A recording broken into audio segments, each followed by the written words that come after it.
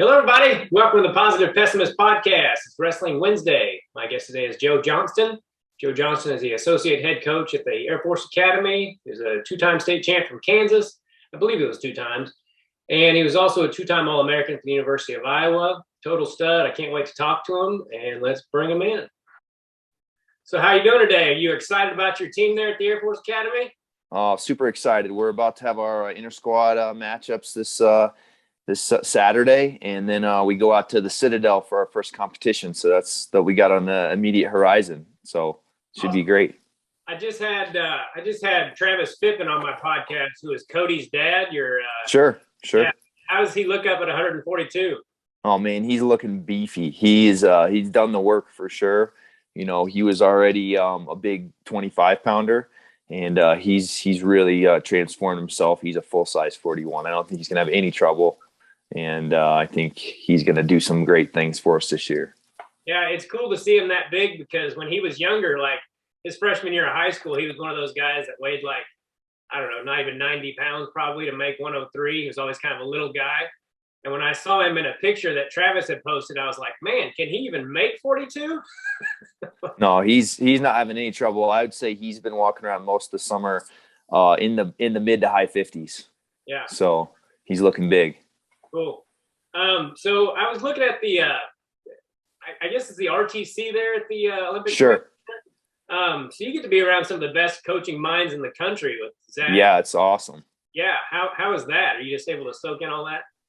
Yeah, so you know, a lot of times when they're having camps or things like that out here, we get a first person view of that, and just get to be around a lot of those great people a lot of the year. And so especially with COVID, we've had a lot of those guys in our room just because we've been able to keep it open for them, and when they can't get in, some of their athletes, we can host them. So we've had a great relationship with the Olympic Training Center, and I think that's just going to continue, and it's going to keep making us better. So.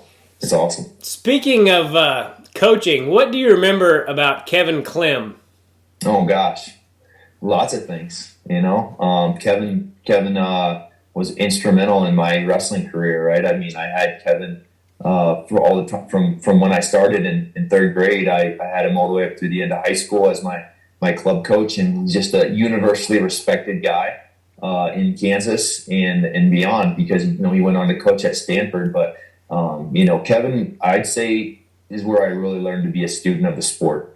You know, it wasn't always just about working hard. I think that was a little bit more just my mentality and my how I'm bent a little bit, the work ethic. But I learned from Kevin. You know, I saw him get better as a coach, and that's kind of a weird thing to look back and say. But like, he was always going to the highest level events. Picking the highest level brains in the sports. You know, he was just always trying to get better, and you can see it. You know, you can see it, and so it's something I've kind of taken from him in my even as my approach as an athlete. I've always just tried to be a student of the sport and get better in every area, and learn why stuff works, and not just like your areas, but everything, right? And I think that's continued on working with Brian Smith. You know, like he's such a student of the sport, right? I mean, he's phenomenal coach, and even the coach that I work for at Sam Barber, he's same, right? But I think that's where I learned that is from Kevin, to be a student of the sport, to always be trying to get better technically in everything you do, and understand wrestling instead of just taking stuff for granted. I guess taking positions for granted. Yeah, he mentioned that you were always a good kid, you know, but he said that you would usually get like second or third in tournaments, and then yeah. Can you remember where, like, because you won 2 high school state championships, right? Yeah, that's right. Yeah. Okay. Two times and undefeated, and I only lost the one time my sophomore year in the finals, and so you know, it was definitely like a process thing, and I think.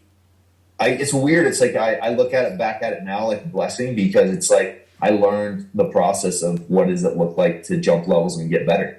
Yeah. And I think I was able to do that in college, and then even internationally. Obviously, it's the higher level you get, the harder it is to do that. But I was so just invested in process instead of results, because I knew that for me, that's what it was going to look like to get to where I wanted to be. It wasn't going to be like I was just there. Yeah.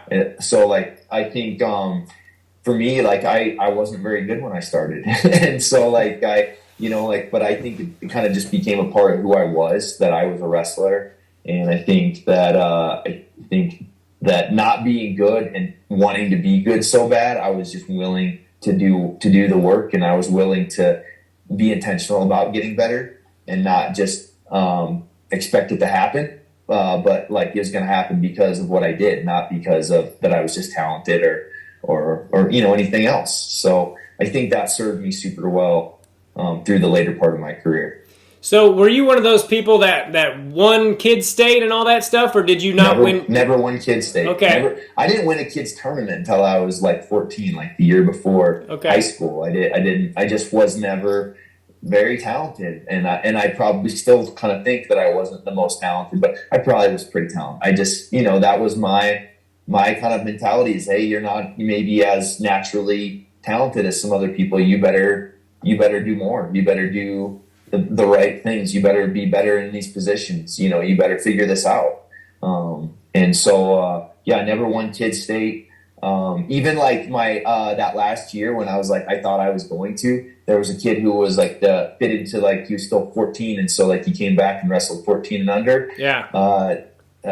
Tyson Biddle, I still remember the match. Like it was like, it's crazy. He was like, just came off like winning like a high school state championship as a freshman, came back and beat me in the kids state tournament when I was an 8th grader. Yeah. So like I never won one. It was devastating to me. And I think, the best wrestlers, they say, they're more motivated by their losses than they are their successes. Right. And that was for sure the case with me. Is like, I wasn't bitter about it, but I was definitely motivated by it. Yeah. Man, those freaking Biddles, I don't know how many there are, but there have got to be like 20 of them, and they're all good. They're all hammers, right? There's so many families like that. I love being from Kansas just because it is such a cultural thing, and it gets a bad rap, and I think that's partly because it doesn't have its own Division I program where we're seeing guys continue to come out and get those opportunities. But I think Kansas has always had strong wrestling, and I think a lot of those best guys and those families of wrestlers like that, they get overlooked sometimes, Yeah. So I think it's kind of sad. Yeah. What do you remember about winning your first title? Oh man, well I remember it was like the weirdest combination of emotions because it was like I so expected it to happen.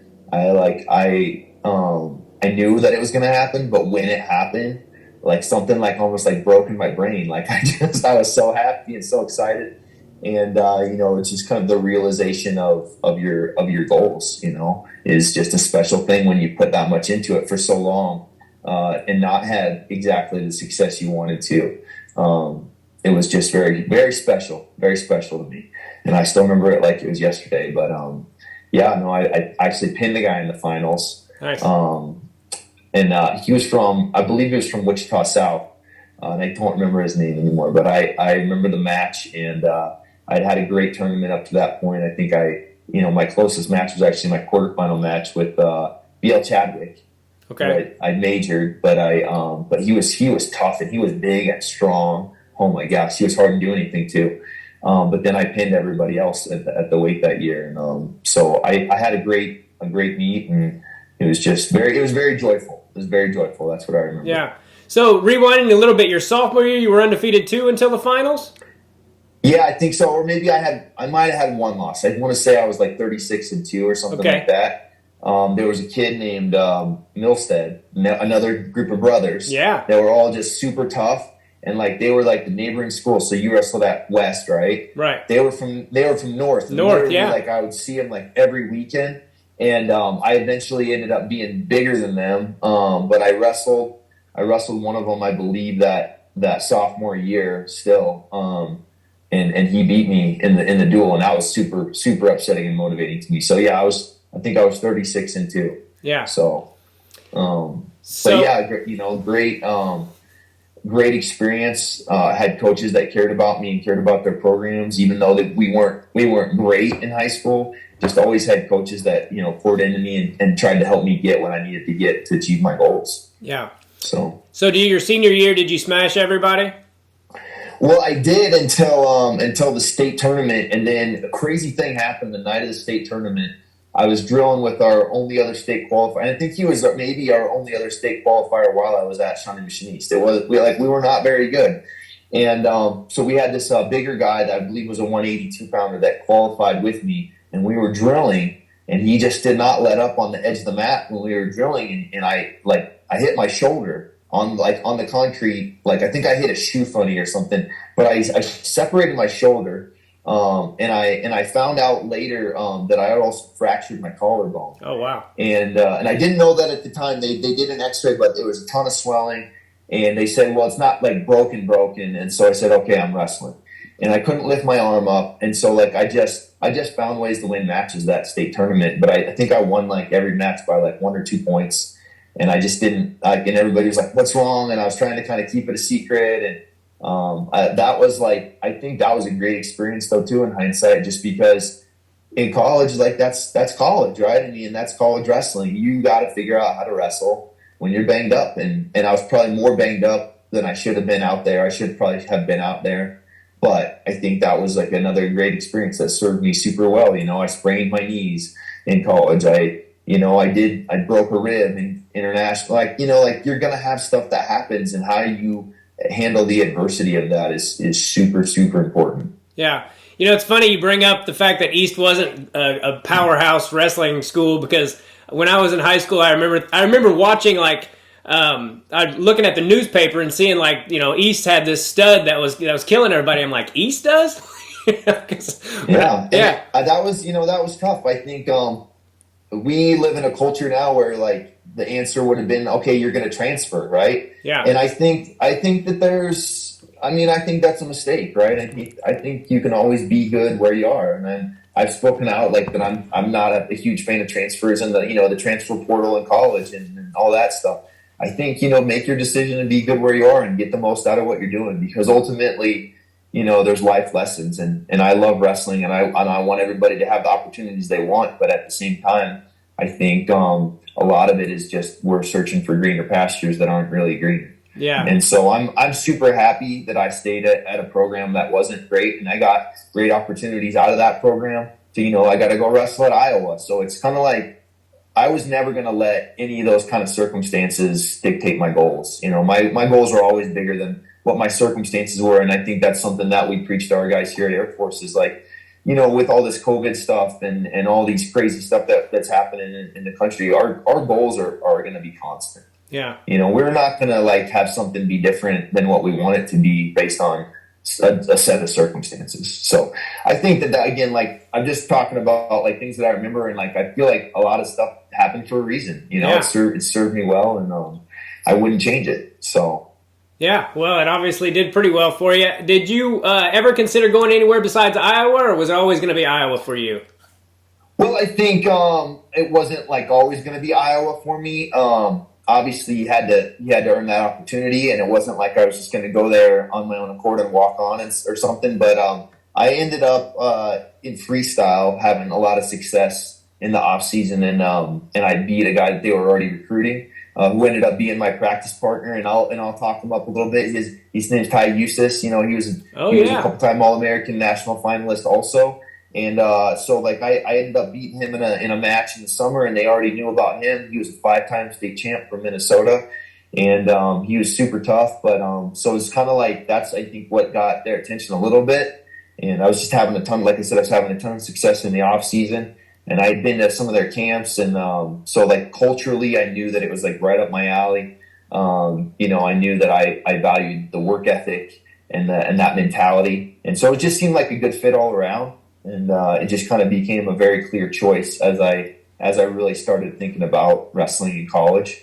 So I wouldn't say like I was always like, oh, I'm going to Iowa. Yeah. But as I was getting towards making those kind of choices, it just became very clear that was my best option, right? That was the best place where I felt I had an overwhelming sense that if I couldn't win there, if I couldn't like be my best and like win it all, I couldn't do it anywhere, you know? That was my sense when I was going through that process. And I actually looked at Air Force, and they told me that I had to make a decision before I even got to make any kind of other college visits or anything like that, which I don't think was true. But that was kind of like I had to take that off the table because I wasn't ready to do that without visiting places and stuff. So I that was definitely like on my radar though, was coming out here to the academy. So that was part, a little bit of my reason for coming out here, is it was already an attractive place for me. I already believe in the mission of what we're doing with our guys out here, and being a part of that. So it's a pretty easy sell for me it's a good fit for me to coach out here. Yeah. If I could redo everything, of course, if I did, my boy might not be here, so I wouldn't change anything. But I think I would like try to walk on somewhere like Iowa and just see how good I could have gotten, just by getting my butt kicked every day. Was that a tough transition, or how was your freshman year? Was it? Oh gosh, man, like all I can say about my memories there is brutal, right? Yeah. And like, if I didn't have the belief, like I said, in the process, and if I didn't have the just this overwhelming desire to be great, I think it would have been really, really tough for me to be good there. I think like when I came in there, like I believe there was about 8 guys that came in with me, and they all had better resumes than me. Like literally, like every person was like 3 or 4 times state champ, like high nationally ranked, and so it was just like, and I had to beat a few of those guys out to get the spot. And I actually didn't get the spot my freshman year, but like, I just had this like relentless drive to like, I'm going to make this happen. I'm going to make this happen. And I think, you can't live in frustration.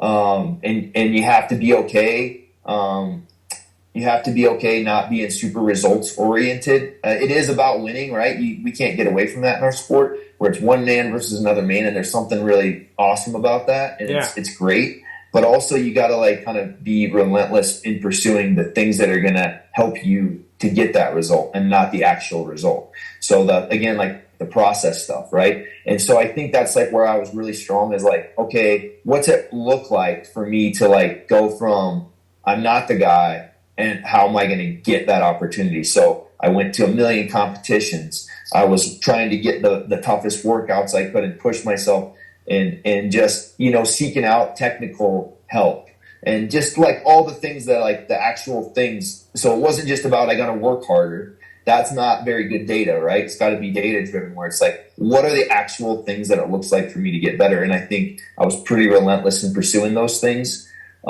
And then the rest is just history. It just led me to some amazing results. And I really never looked back once I got in the lineup. Like, I got in the lineup and I made the most of the opportunity. So there is like this element of like, you get those opportunities and you better perform. Yeah. And I kind of knew that, right? I had a coach, Lincoln Mcllravy, my freshman year, that said something super impactful to me. And he said, nobody is going to care how hard you work. When it comes down, they're going to care like your results, right? And so that was like really impactful to me. Like, nobody's going to like dig down and see what you've actually done. That's only going to be between you and God, right? I mean, like, nobody knows exactly what you did to get where you are. People are going to judge you on your results. And so I think that, being able to put that positive pressure on myself was a really instrumental thing, where I could like be like, yeah, you better perform. But like, I didn't care about what other people thought. I just cared about, yeah, you better go perform because it matters, right? Yeah. So I think that helped me a ton. That kind of mentality of like getting ready to put your work on display and have your best performance. And like right away when I got in the lineup, I beat like 2 or 3 nationally ranked guys, and nobody else had a chance to take it away from me from that point. Yeah. So who was your coach there when you were at Iowa? Was it Zaleski? So when I came in, it was Jim Zaleski was the head coach, and Tom Brands was the head assistant, and then Joe Williams was the second assistant, and Lincoln Mcllravy was the volunteer coach. Bill Zadok was the strength and conditioning coach. So it was like pretty unbelievable staff. And that was a lot of my confidence came from being coached by that staff right away. It changed as my career went. I think the biggest change was, Tom left and went to Virginia Tech to be the head coach there my junior year. And then Troy Steiner and Tim Hartung came in, and they were great coaches for me too. Yeah. I really valued, the things that all those guys taught me. And I really think there weren't too many of them that I really felt like didn't actually care about me being successful. Like, I know they wanted to win really bad, but I also believe that they wanted me to win really bad and were willing to help me pretty much across the board get where I wanted to go. And I really appreciated that. You gotta trust your coaches. I think that's a big thing that I try to be really mindful of is like, I want people to take me at my word, but I also want them to that I know what I'm talking about. Yeah. But I also want that it's really important to me that my athletes know that I care about them and want to see them be successful and on and off the mat. Right. I mean, I think, I'm not trying to like put on some kind of an act. I really do care about my guys. And like I said, I value the mission here. And so, like, I really want to help them become the best officers they can be when they're leaving here, right? And I think wrestling is a big part of that. I want to win. I want to win, but I also understand that maybe that's not the most important thing here, right? The most important thing is that we're putting out great leaders that are going to represent our country and our military well. So I think that those things are a balance, right? And I don't think that they're very, very rarely in conflict with each other, right? They almost always go hand in hand here. And I think that we're just going to continue to get better and better here because of that. So yeah. Well, they're lucky to have you, man. I was just watching before we got on here. I was watching your match with Luke Becker. Was it your freshman year when you pinned him? He was a senior, so he had just come off winning the national title his junior year, and he was returning national champ senior. And actually, he actually gave me a couple of my worst losses. I didn't get a bonus point lost like a handful of times, and he was one of them. And it was earlier that year at the national duels in January, and so I had to like really. Be invested in like getting better instead of results, right? Because it would have been really easy for me to go out there and be like, well, how can I beat this guy? But like, I didn't doubt that I could be. I really honestly believe that I could beat anybody. Yeah. Because of the work and because of the intentionality of what I was doing. And so I know that was a huge upset, right? And people didn't expect it. And it was a really fun, amazing moment. But at the same time, like I believe that was what was going to happen going into the match. Like I was like, I can beat this, like, and this is what it looks like. I have to like shut down his offense. I have to, you know what I mean? I have to stay aggressive in great positions, and I just executed that plan. And he ended up trying to force a bad position, and I caught him, right. So like that's wrestling. And so he's obviously a phenomenal athlete and a phenomenal coach too. He was a national champion. He's assistant coach at Minnesota, and they have a great program. And I just have a ton of respect for that guy. So it's like, it's a really fun moment for me to go back and look at, and something that people remember. But for me, it was just another match and just another time me really trying to execute my process and get as good as I could. Yeah. You were fired up though after you got that pin. I was, yeah, for sure. Like joy, right? Joy, like when I did something that I knew I could do, but that maybe a lot of other people didn't expect me to do, right? So I think that's just some pure emotion when you put in the work and you get the result that you desire. Yeah, right? Yeah. I sometimes get a little, I don't know if you call it nervous, but I almost feel like I'm getting ready to wrestle before I do some of these podcasts. And I usually watch something like that. And so I watch that match, and it takes my nerves away because all of a sudden I become grateful, like I'm getting ready to talk to freaking Joe Johnston, and I just get really grateful about it. And so I watched that match, and it got me kind of fired up, and I'm like, I'm going to talk to that guy. What the heck was I going to ask you? Tell me about the rest of your college career, going forward from your freshman through sophomore years. As far as again, I talked a little bit earlier about getting injured at the state tournament, and that was impactful. I was pretty banged up at some key moments in my career. My freshman year, I lost some close ones to guys I probably shouldn't have at the national tournament. I went like 2-2 or 3-2. And just wasn't quite there. I had beat some guys that ended up placing, and that was really tough. My sophomore year, I actually it was the weirdest thing. I was just hitting a shot. I hit my knee on the mat funny, and my PCL got sprained really bad at the Big Ten tournament. And I still had made it deep enough in the tournament at that point that I qualified. but I was just wrestling and I couldn't hit any kind of offense. And so it's just really hard for me as an offensive guy, you know, like a guy that was always trying to go score leg attacks and score points when I couldn't even shoot. You know, I had a giant knee pad like at the back of my knee that I couldn't drive over it. And, you know, not excuses. I just went out and did the best I could. But, you know, like I think I was ranked like 9th going into the tournament that year. And I didn't place again. And it was really tough. And so it was kind of, you know, I had to really regroup and kind of stay the course and kind of remind myself what I believed in and the process and the work. And then, you know, it seemed to a lot of people, like I came out of nowhere my junior year and I was in the finals. But to me, it wasn't, you know, it was like, that's where I should have been all along. Yeah. So, you know, it's like I said, though, it's college wrestling and you deal with adversity all the time. So I had a great junior year and kind of finally feel like I got close to my potential. I lost to Ryan Bertine in the finals from Michigan, and he was a 2-time national champ. He was really, really good. He was actually, I think, maybe the toughest guy I wrestled in college, in my opinion. Okay. I just felt like physically he could go toe to toe with me, with my gas tank, and very, very technically sound too. Great leg attacks. And just a great and a really smart guy, right? He graduated from Michigan. He went on to get his I believe his law degree from Northwestern as a volunteer assistant or something. So he just another guy that I just have a ton of respect for. And I lost a close like 8-5 match to him. It was a scrap, but he ended up winning like a key scramble that kind of put me behind and had to try to make some stuff happen. But you know that I don't think there's any better experience than wrestling on that stage in the finals. That is just.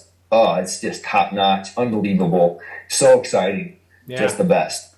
But then my senior year, you know, I was ranked number 1 coming back. He had graduated, and I talked about this in a podcast I did a couple weeks ago. But like, you can't be afraid to put it on the line. I wrestled like the number 2 and 3 guys back to back the very first weekend of the season, and I lost to both of them in just really tight matches. One of them was overtime, and one of them was like I lost like by 1 point to just 2 really tough guys. And I was never worried about the ranking. You know, I was never worried about the ranking. I was always just worried about trying to get better and put myself in a position where I was prepared to get the results I wanted. And so, you know, I really similar to my sophomore year. I had a pretty bad LCL sprain in the semifinals of the Big Ten tournament. My senior year, I got in a crazy scramble and my knee just popped bad.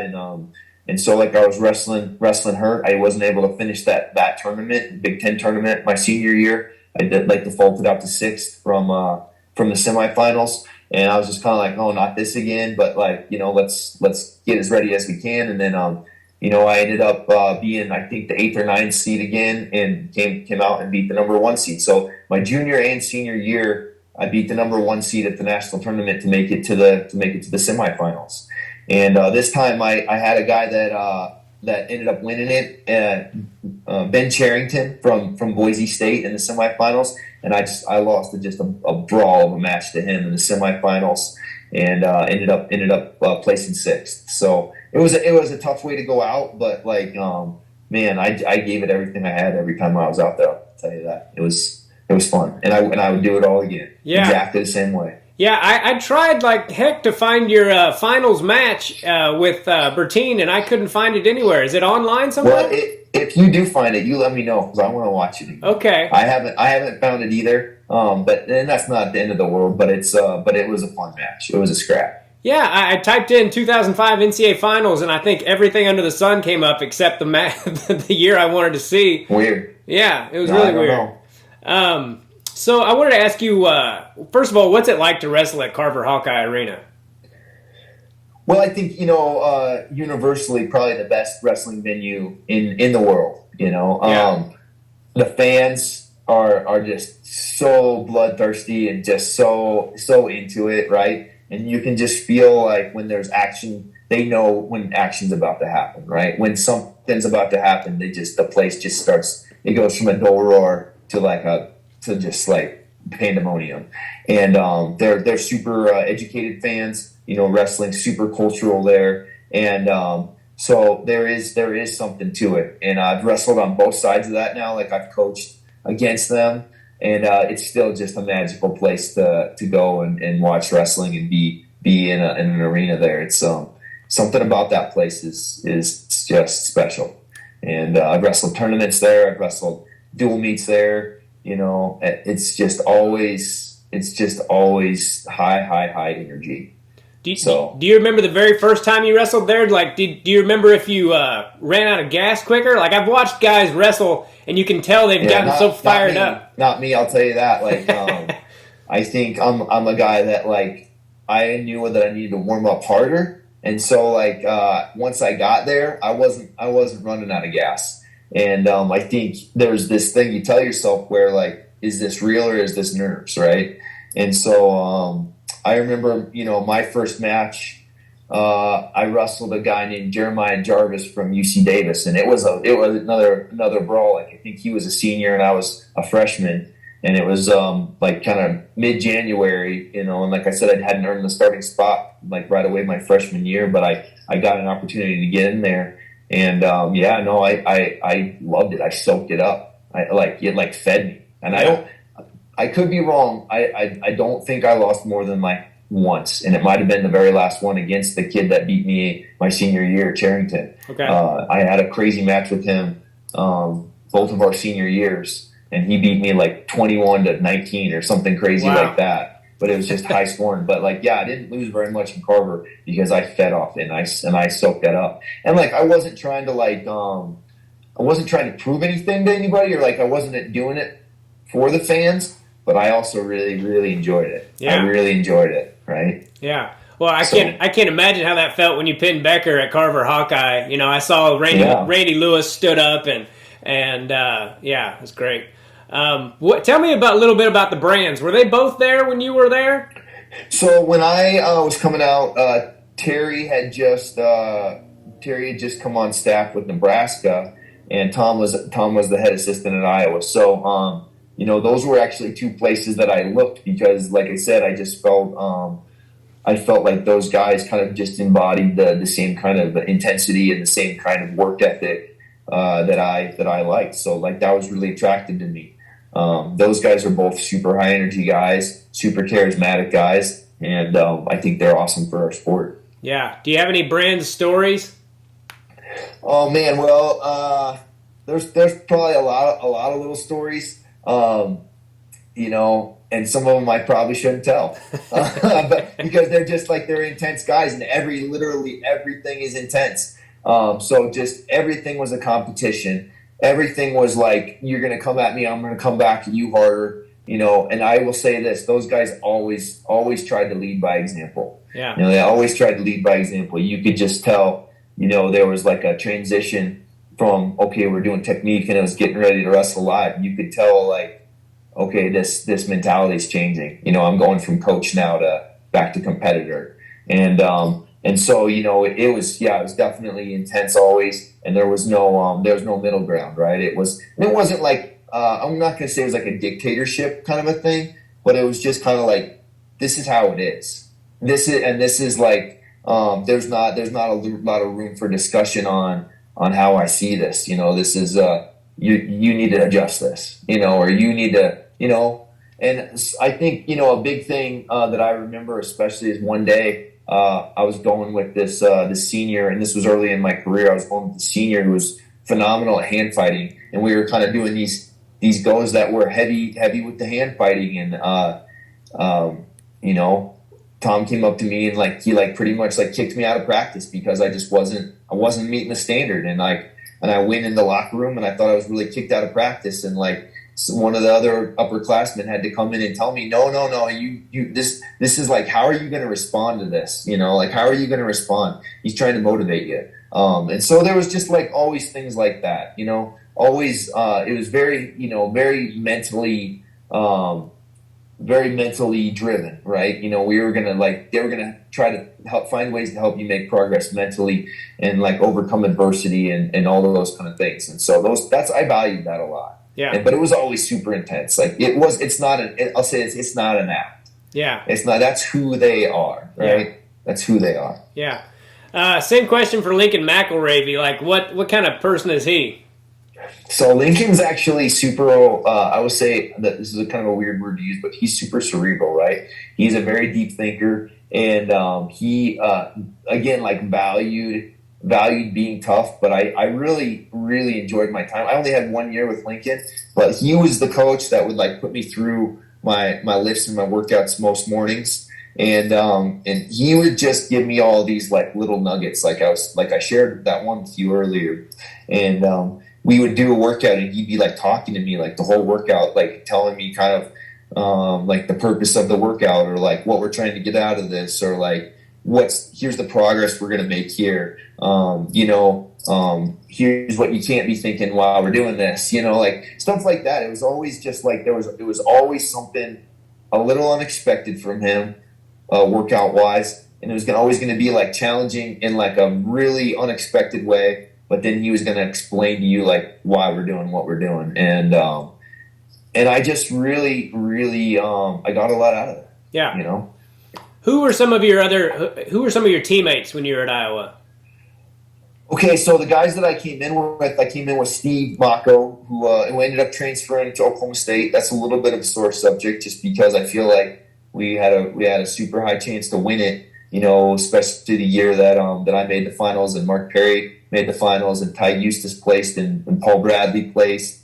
And so we just had a ton of guys that were, probably the knock is that we didn't have a ton of national individual champs while I was there, but we had a ton of like multi-time All-Americans, right? Guys that were really trying to do the work and get stuff done and wanted to be great. And I named a lot of them already: Ty Eustace and Steve Mako and Mark Perry. He came in when I was a junior, so he was a freshman and I was a junior.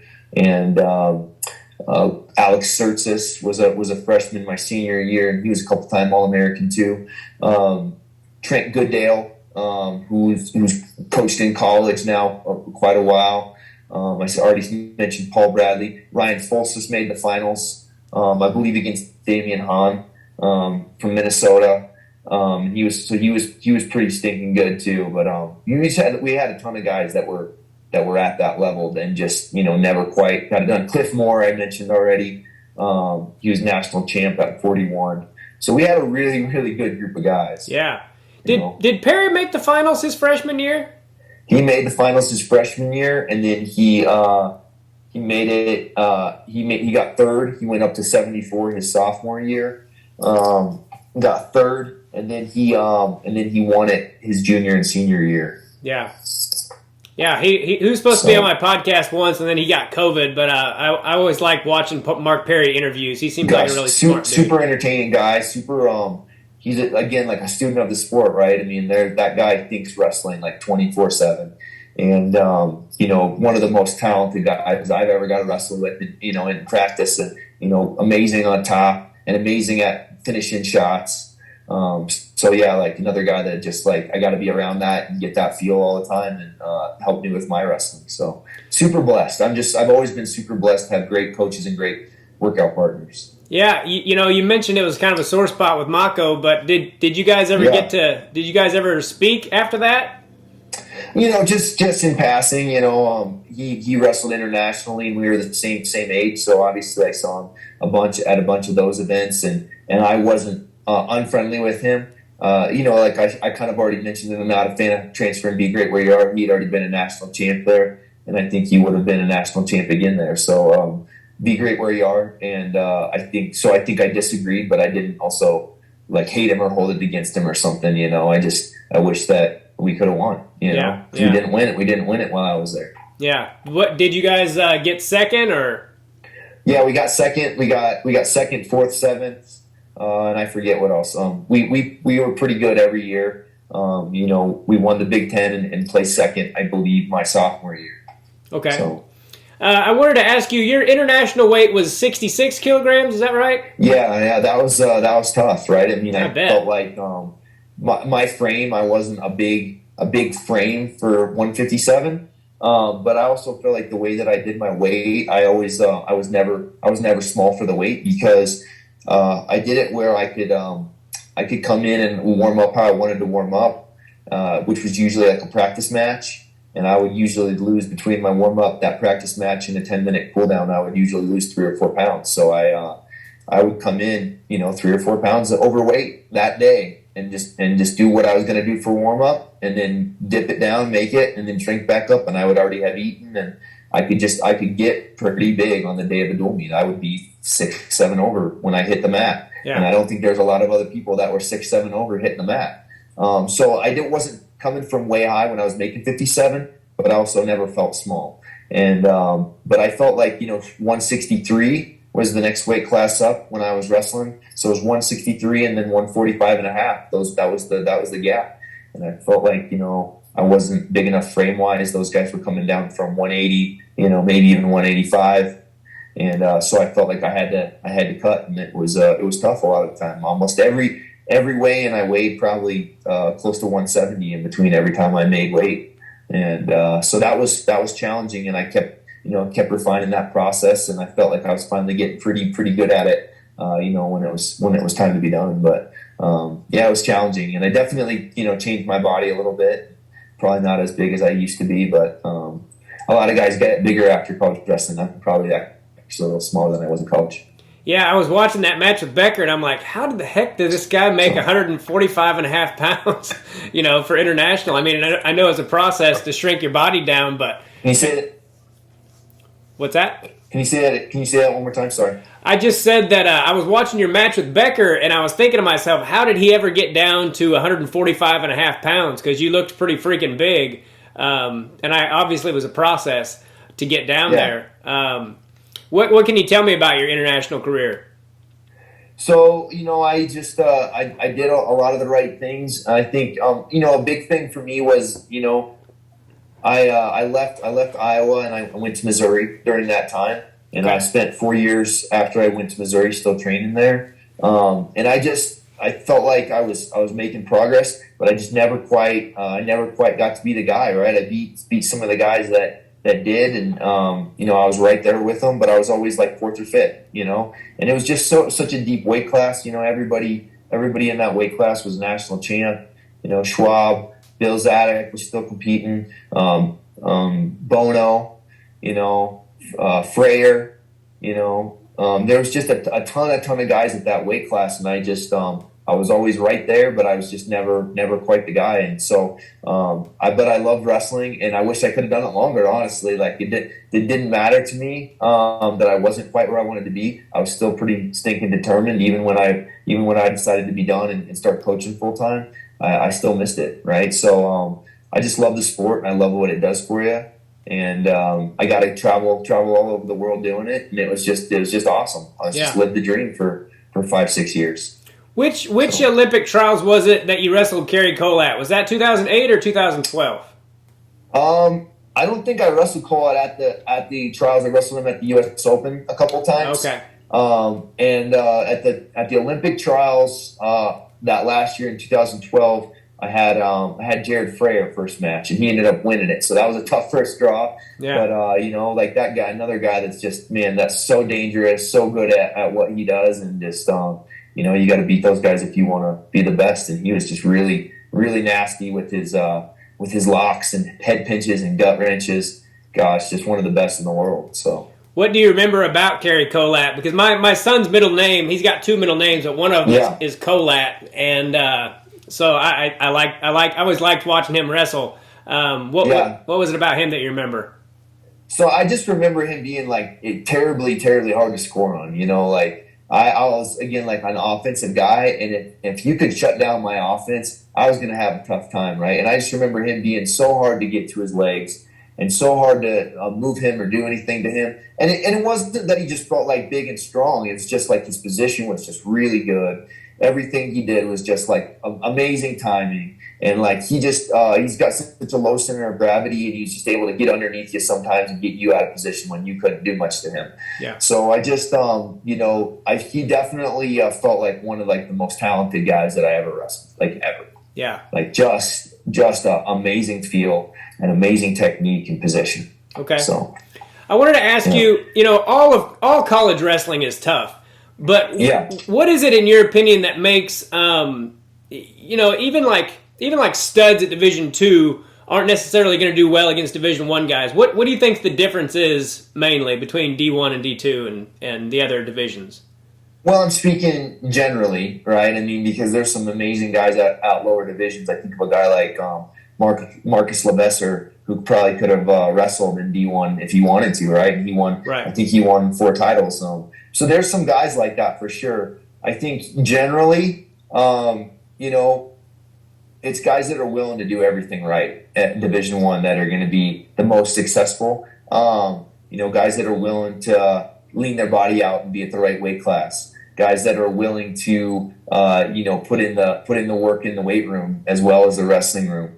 Guys that are willing to, put themselves against, somebody like me who's like, who still wrestles all the time, a lot, and have great workout partners that are going to really not just be tough, but like really try to push them and be willing to do those things. I think that's probably the biggest difference is guys in Division I are probably getting more consistently pushed like that by other people, and they're having to do everything right and not just kind of be able to come in and beat up on people, right? There's I think probably in lower divisions there's a wider talent disparity, right? Where if you're really talented coming into a lower division, maybe it's not that hard for you to be successful.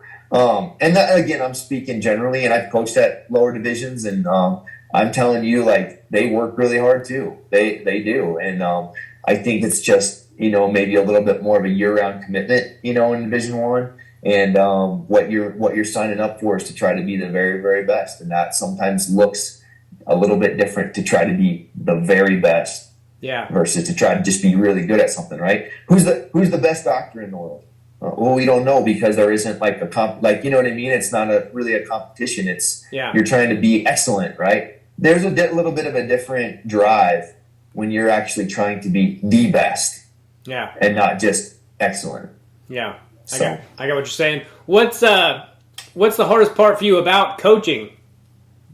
Oh man, I love it. So there's things that are hard about. I think probably for me, it's competing loves, right? It's like I have a family. I have four children, all under the age of 8, and so I think time away from them, that's probably the hardest thing, because it is not a 9-to-5 job, right? It's crazy. It's gone a lot of weekends. I'm up before anybody else is up.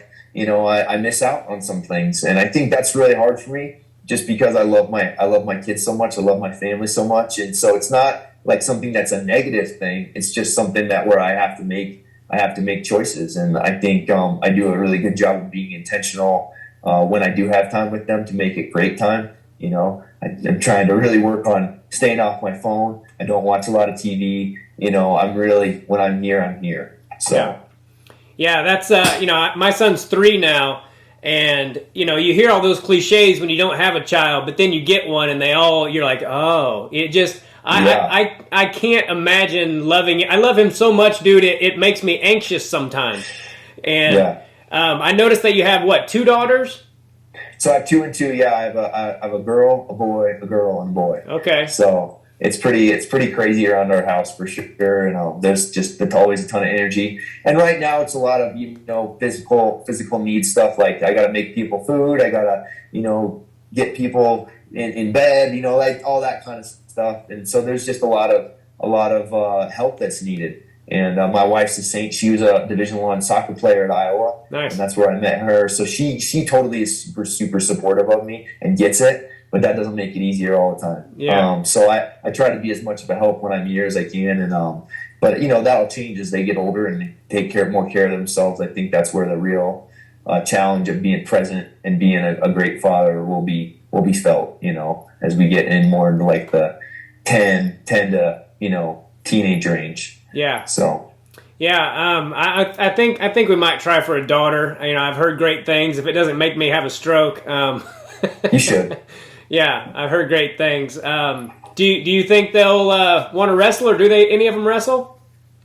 So my son, my oldest son, Joshua, he came to our we had a youth camp this summer, and he did it. I'll get another my soapboxes here, but like youth sports is out of control, right? It's we're trying to make people be competitive too early, and it has to really ultimately has to come from them, right? It's not about me. It's about them and having fun opportunities and enjoying it. And so we're kind of, and I think we're coming from a place of authority, both being Division I athletes, where me and my wife both agree that like we're not in a rush to get in the craziness of it, right? We're not going to do a bunch of traveling and a bunch of crazy stuff. We're gonna let people, let our little people like learn skills and have fun and enjoy something. And if they want to try a different sport, let's try a different sport. But we're not in a hurry to get all competitive and get out of control with it. I think there's value in letting those things kind of happen on their own. And if there is a passion that develops,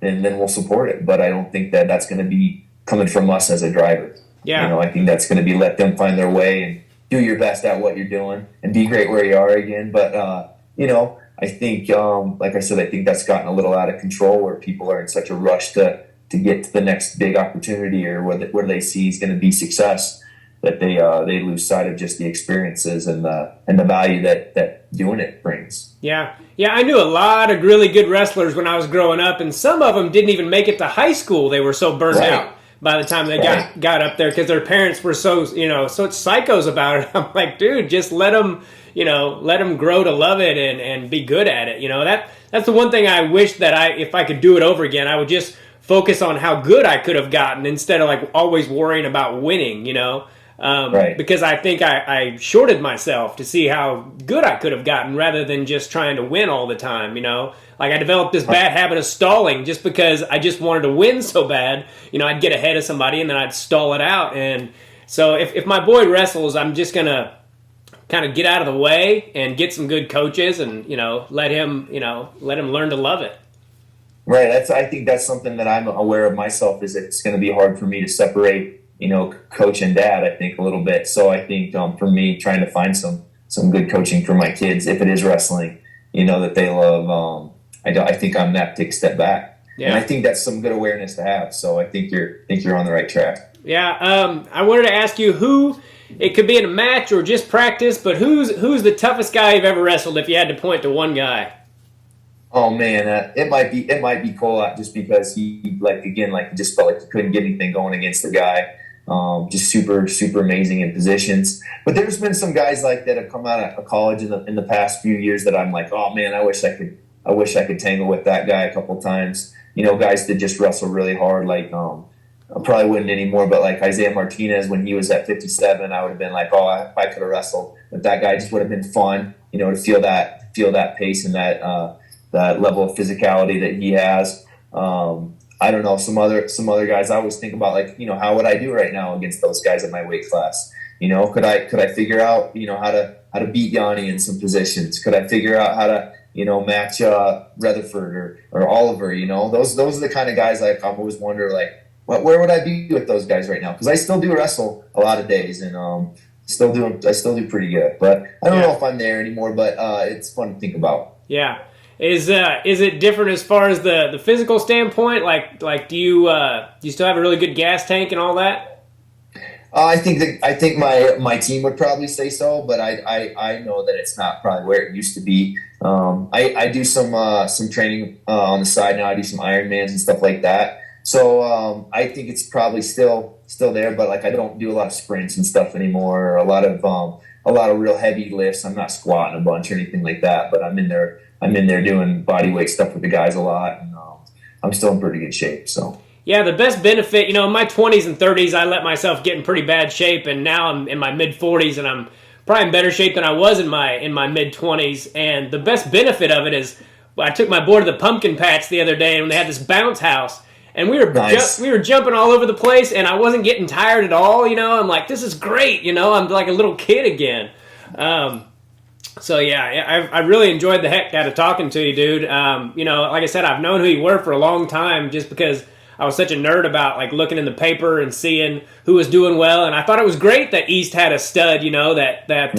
And good for you for not leaving. And a lot of talented kids, like you said, would have gone somewhere else. And so I think that's a testament to your character, and I've just enjoyed the heck out of talking to you. Is there anything you'd like to say before I let you get out of here?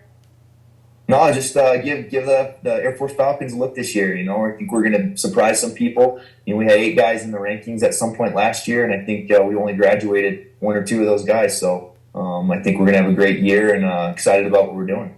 Yeah, I will definitely follow you because I've always followed Cody Fippen's career since he was a little kid. Yeah. And I was really disappointed that he didn't get a bid into the tournament last year. I thought he should have.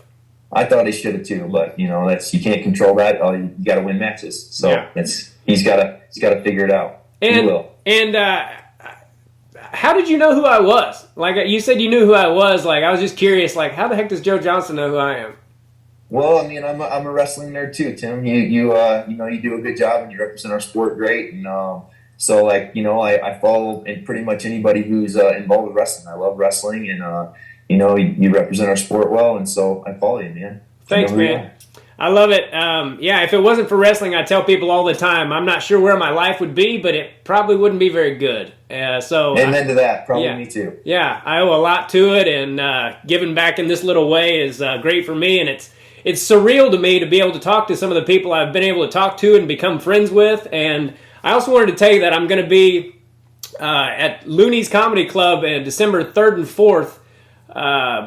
Looney's in Colorado Springs. So okay, yeah, if you want to come and bring some of those guys out. I don't know if I want to know if they're in the audience because I get all nervous and weird about it. But all right, we'll look for you. All right, buddy. God bless you. Thanks so much for taking the time, Joe. You got it. Have a great day. You too, buddy. Bye-bye. All right. Joe Johnston. That was super cool, man.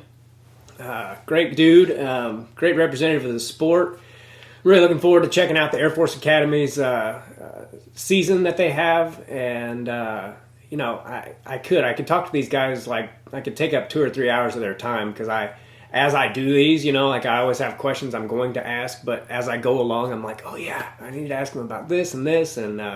And he's a super busy guy, so I appreciate him taking the time to do that. And as always, make sure you go to makingithappen.com, MACAN ithappen.com. Help out little Bo Macon and his family.